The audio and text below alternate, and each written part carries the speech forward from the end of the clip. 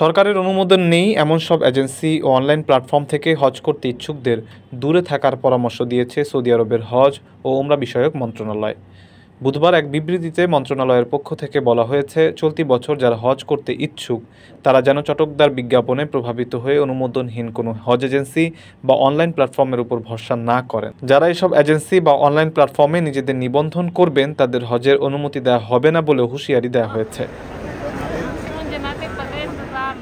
সতর্কবার্তা দিয়ে বিবৃতিতে বলা হয়েছে, সৌদির হজ ওমরা বিষয়ক মন্ত্রণালয়ের সঙ্গে কোনো প্রকার অননুমোদিত সংস্থা বা অনলাইন প্ল্যাটফর্মের কোনো সম্পর্ক নেই।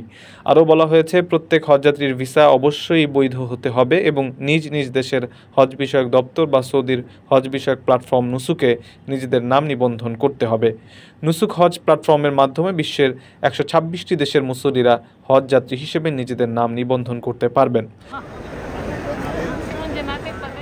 সৌদিতে বসবাসরত মুসল্লিদের জন্য প্রতি বছর হজ প্যাকেজের অফার দেয় বিভিন্ন সংস্থা।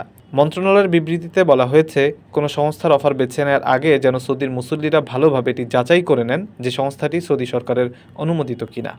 প্রতি বছর হজ উপলক্ষে বিশ্বের বিভিন্ন দেশ থেকে সৌদিতে আসেন লাখ লাখ মুসলিম। চাঁদ দেখা সাপেক্ষে চলতি বছর হজ শুরু হবে 4 অথবা 5 জুন। রেমিটেন্স যোদ্ধাদের ঢাকায় বিশেষ ছাড়ে রেডি ফ্ল্যাট দিচ্ছে শতভাগ বিশ্বস্ত ও নির্ভরযোগ্য প্রতিষ্ঠান প্রবাসীর সিটি।